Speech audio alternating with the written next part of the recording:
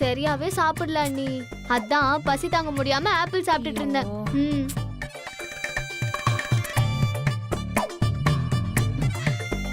முத்துமணியா, எனக்கு இது ரொம்ப பிடிக்கும் அண்ணி.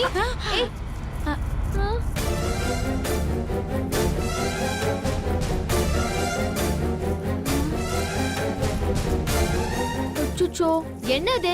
தொட்ட உடனே கீழே விழுந்துருச்சு. டூப்ளிகேட் மாலையா?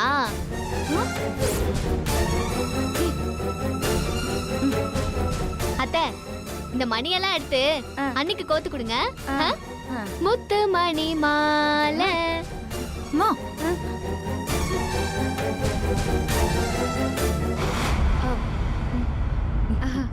அத்தை வாங்க அத்தை, எப்படி இருக்கீங்க? நான் நல்லா இருக்கேம்மா, நீ எப்படி இருக்க?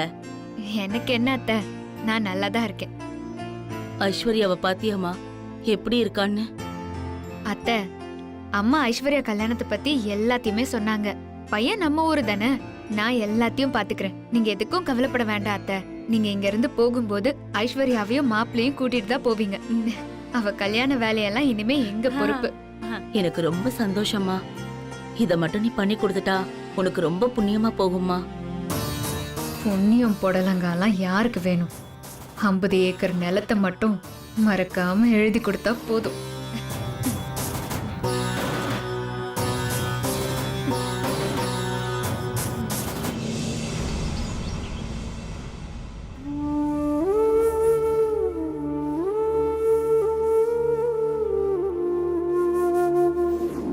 ரசத்துக்கிட்ட பேசுவோமா வேண்டாமா? சரி, பேசி பார்க்கலாம்.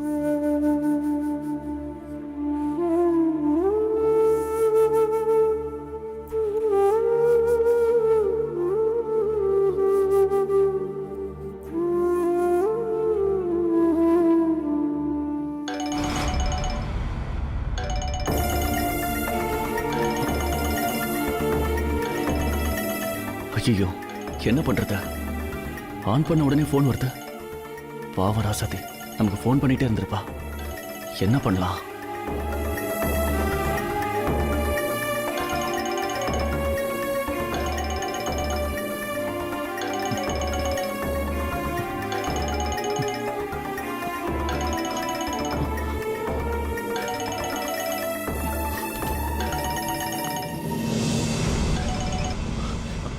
ஹலோ ராசாதி, ஒரு நிமிஷம்.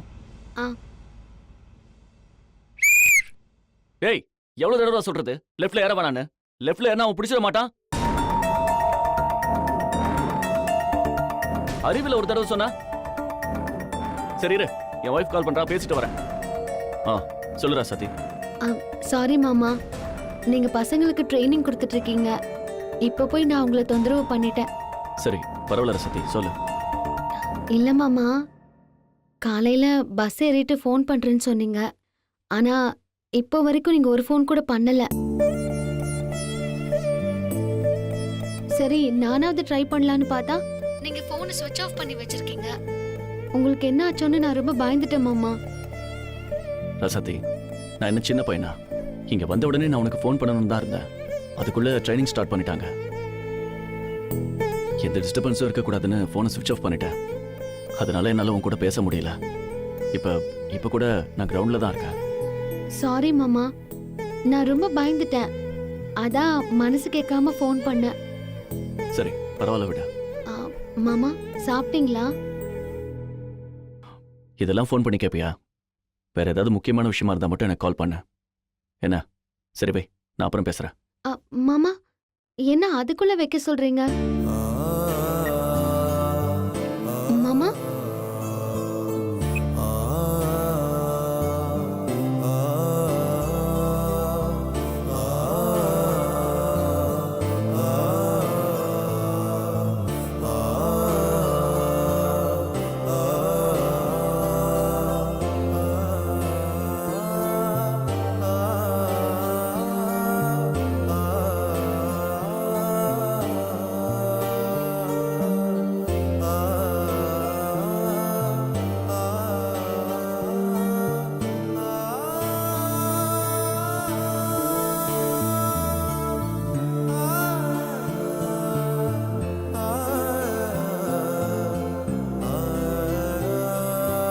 என்னை மன்னிச்சிடு ரசாத்தி. என்னை விட்டு நீ பிரிஞ்சு எப்படி இருப்பேன்னு நினைச்சாலே என் மனசு வலிக்குது. இந்த 10 நாள் தான். அதுக்கப்புறம் எதுக்காகவும் யாருக்காகவும் நான் உன்னை விட்டு பிரிய மாட்டேன். நம்ம நினைச்சபடி பெரியம்மா மனசு மாறி நம்ம எல்லாரும் ஒன்னா ஒரே வீட்டுல வாழணும். இதுல நீ தனியா நின்னு ஜெயிச்சு காட்டணும். அதுக்காக தான் இதெல்லாம் பண்றேன். என்ன மன்னிச்சிரு ரசதி. என்ன மன்னிச்சிரு. என்ன மன்னிச்சிரு.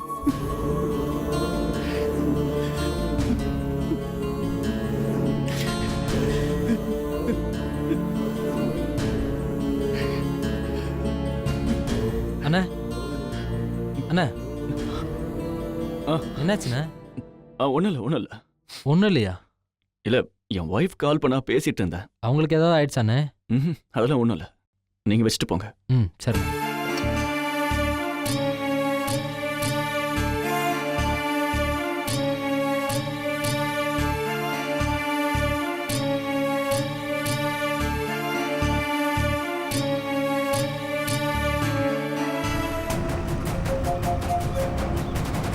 இங்கதான் நிறுத்து.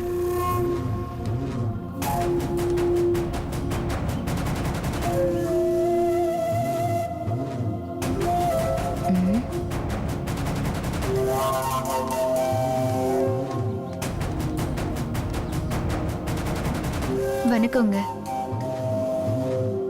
என்ன அப்படி பாக்குறீங்க? நான் நேசமணி ஐயாவோட மருமக. இவங்க என்னோட அம்மா. ஓ, பெரிய வீட்டு மருமகளா? வாங்க வாங்க, உள்ள வாங்க. வாமா. வாங்க, உள்ள வாங்க. என்னங்க என்னங்க, இங்க வாங்களேன். யாரு வந்திருக்காங்கன்னு பாருங்க. வந்துட்டமா. இவங்க நேசமணி ஐயா வீட்டு மருமக. வணக்கம். இவங்க அவங்க அம்மா. வணக்கம்மா. வணக்கங்க. வாங்க. உட்காருங்க, ஆ. உட்காருங்கம்மா. என்ன சாப்பிடுறீங்க? Tea, coffee? என்னங்க நீங்க? நாங்க விருந்தே சாப்பிடலான்னு வந்தா வெறும் காஃபி டீ கொடுத்து அனுப்பிடுவீங்க போல இருக்கு. அது வந்து பாலு ஜோசியர் கிட்ட உங்க பையனோட ஜாதகத்தை கொடுத்திருந்தீங்கல்ல. ஆமா, கொடுத்திருந்தோம். என் தம்பி பேரு செந்தாமரை. பெரிய பணக்காரன். ஏகப்பட்ட சொத்து இருக்கு. ம்ஹும். ஊட்டி, கொடைக்கானல்னு காஃபி டீ எஸ்டேட் எல்லாம் எக்கச்சக்கமா இருக்கு. அவனுக்கு ஒரே பொண்ணுதான். அப்படியா? அவ பேரு ஐஸ்வர்யா. என் தம்பியும் பாலு ஜோசியர் கிட்ட அவன் பொண்ணு ஜாதகத்தை கொடுத்திருக்கான். இப்ப புரிஞ்சிருக்குமே, 2 பேர் ஜாதகமும் பக்காவா பொருந்துதான். இப்ப குலதெய்வ கோயிலுக்கு வந்துட்டு அத்தை, மாமா, ஐஸ்வர்யா எல்லாரும் அம்மா வீட்ல தான் இருக்காங்க. ம். அப்பதான் பையனை பத்தி சொன்னாங்க. சரி, பையன் நம்ம ஊர் தானே, பேசி பார்க்கலான்னு வந்தோம். வேணும்னா நீங்க பாலு ஜோசியர் கிட்ட கேட்டு பாருங்க. பொருத்தம்லாம் பக்காவா இருக்கான். உங்களுக்கு இன்னும் சந்தேகமா இருந்தா இன்னும் 2 ஜோசியர் கிட்ட கொடுத்து கேட்டு பாருங்க. கைக்கு தானா சேர்ந்து வந்த வரன் விட்டு போக கூடாது பாருங்க. அதுக்காக தான். உங்களுக்கு விருப்பம் இருந்தா நாளைக்கு வந்து பொண்ணு பாருங்க. உங்களுக்கு பிடிச்சிருந்தா எதுனாலும் பார்த்து பேசிக்கலாம். ஏன்னா அவங்களும் கல்யாணத்தை முடிச்சிட்டு தான் போகணும்னு இருக்காங்க. நல்ல விஷயம் தான் சொல்றீங்க. பொண்ணு போட்டோ இருக்கா? இருக்கு இருக்கு.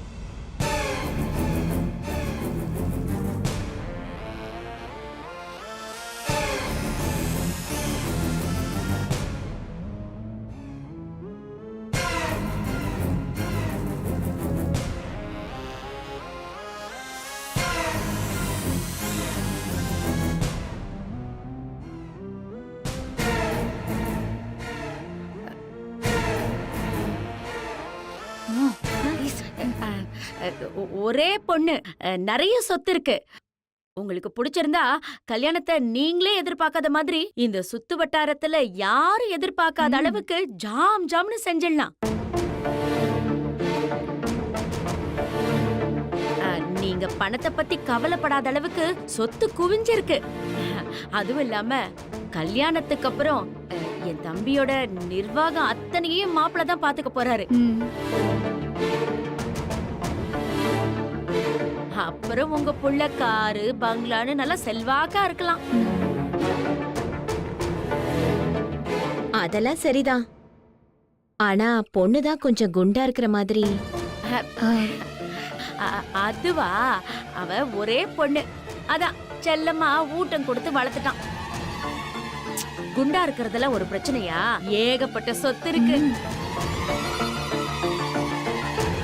நாளைக்கு கல்யாணம் முடிஞ்சதுக்கு அப்புறம் ஜிம்முக்கு அதுக்கு இதுக்குன்னு கூட்டிட்டு போய் உடம்ப குறைச்சிட்டா போச்சு.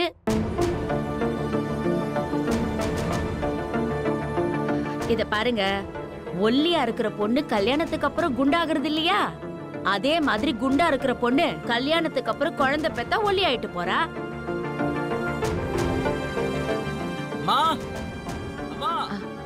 இருங்க, என் பையன் கூப்பிடுறான். ஏங்க வாங்க, பையன் கூப்பிடுறான்.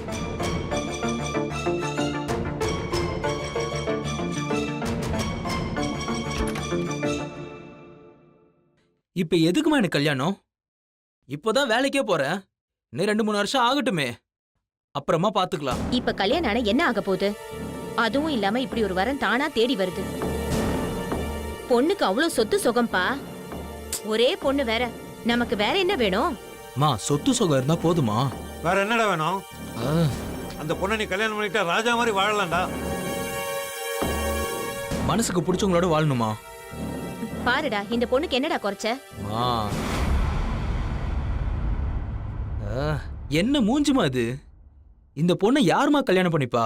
என்ன கொஞ்சம் குண்டா இருக்கா, அவ்வளவுதானே. மத்தபடி லட்சணமா தான் இருக்கா. ம், ம்.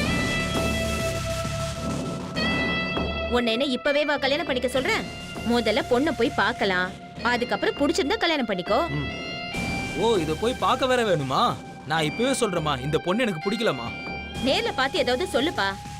நீ நாளைக்கு பொண்ணு பார்க்க எங்க கூட வர, அவ்வளவுதான். நீ வா.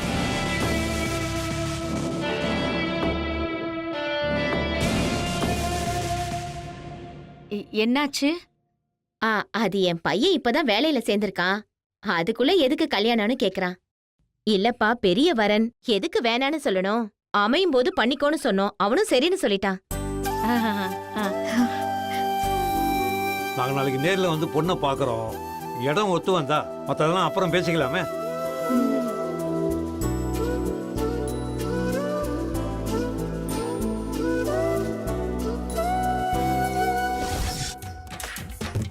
காசு மேலே காசு வந்தே கொட்டுகிற நேரம் இதே. வாச கருவ ராசு லட்சுமிய தட்டுகிற வேலை இது. தட்டுனா விட்டத்தங் கொட்டினா நொட்டத்தங் ஆனந்தம் காவேரி தான். அட சுக்கிர உச்சத்தில் லக்கதான் மச்சத்தில் வந்தது கை காசுதான்.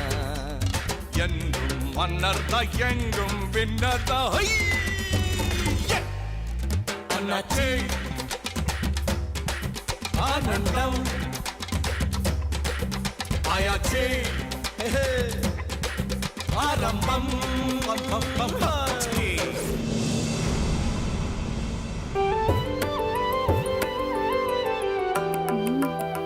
என்னங்க நீங்க இப்ப யோசிக்கிறீங்க? யோசிக்கல. நீங்க நாளைக்கு அங்க வாங்க, எதுனாலும் அங்க வச்சு பேசிக்கலாம். ம், ம். வாமா. சரிங்க. வரும். நாங்க வரோங்க.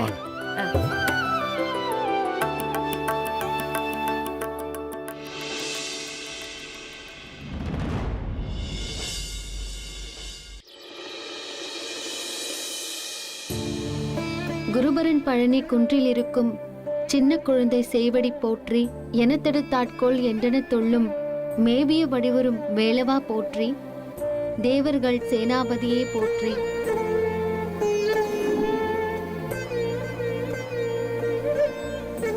சரணம் சரணம் ஷண்முகா சரணம்.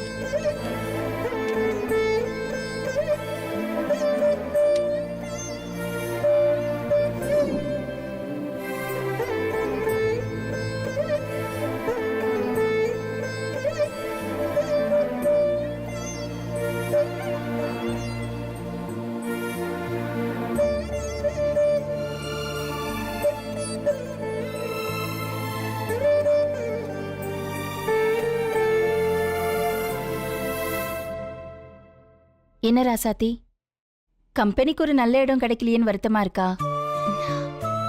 நீ ஒன்னும் கவலைப்படாத. நீ இந்த மாதிரி உருகி வேண்டி பூஜை பண்றல்ல, அந்த கடவுள் கண்டிப்பா உன்னை கைவிட மாட்டாரு. இல்ல அண்ணே, அந்த கம்பெனி ராப்பகல பல பேர் உழைச்சு உருவாக்குனது.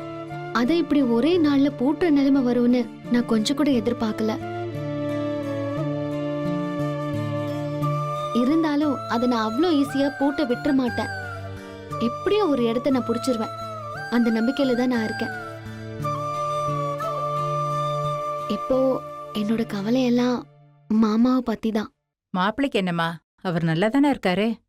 அது இல்லம்மா, மாமா இப்போ தமிழ்நாடு கபடி டீமுக்கு கோச்சா போயிருக்காரு. அது எவ்வளவு பெரிய பொறுப்பு. அவ்வளவு சீக்கிரம் எல்லாருக்கும் கிடைச்சிராது. அது மட்டும் இல்ல, என் கூட அவரு சரியா பேசக்கூட மாட்டேங்கிறாரு. எப்ப ஃபோன் பண்ணாலும் ஒன்னு சுவிட்ச் ஆஃப்னு வருது, இல்ல அவர் எடுக்க மாட்டேங்கிறாரு. அவர் நல்லபடியா கோச்சிங் கொடுக்கணும், அந்த டீம் ஜெயிக்கணும், இந்த ஊரே கொண்டாடுற மாதிரி மாமா பேரும் புகழும் வாங்கணும்னு நான் சாமி கிட்ட வேண்டிட்டு இருந்தேன். உன்னோட வேண்டுதல அந்த முருகன் கண்டிப்பா நிறைவேற்றி வைப்பாரு. நீ ஒன்னும் கவலைப்படாத ராசாத்தி. ஏ ராசாத்தி, தம்பிய பத்தி நமக்கு தெரியாதா? அவர் கண்டிப்பா இந்த டீமை ஜெயிக்க வச்சிருவாரு. நீ பாத்துட்டே இரு. மாமா சரியா சாப்பிட்டாரா இல்லையான்னு கூட தெரியல. அத பத்தி போன்ல கேட்கலான்னு பார்த்தா சரியா பேச கூட மாட்டேங்கிறாரு. அதெல்லாம் சாப்பிட்டு பாருமா. இன்னும் 9 நாள் தானே, மாப்பிள்ள வந்துட போறாரு. அப்புறம் நீ ஆசை தீர அவர்கிட்ட பேசு. போ.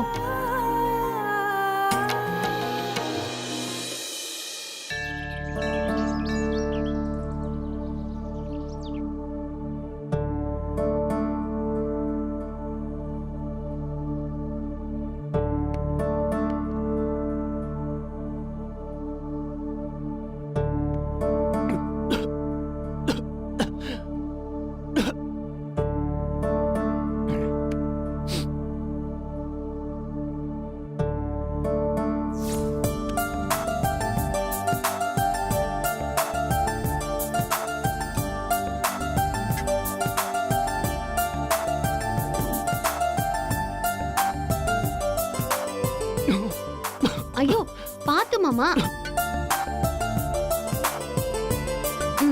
தண்ணி குடிங்க. ஆமா, இது என்ன கணக்கு? உங்களை பத்தி நினைக்கிறதுக்கு நான் பக்கத்திலேயே இருக்கும்போது வேற யாரு உங்களை பத்தி நினைச்சிட்டு இருக்கா? வேற யாரு? நீதான்.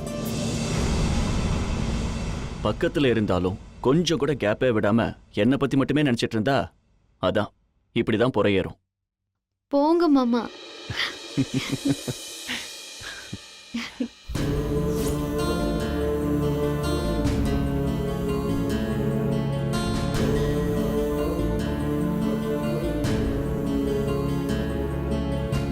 ராசாத்தி இப்ப நம்மளதான் நினைச்சிட்டு இருப்பா. ஆனா நாம அவளுக்கு ஒரு ஃபோன் பண்ணி கூட பேச முடியாத நிலைமையில இருக்கோம். கொஞ்ச நாள் தான் ராசாத்தி. வலி உனக்கு மட்டும் இல்ல, எனக்கும் தான். உன்னை பார்க்காம பேசாம என்னாலையும் தான் இருக்க முடியல.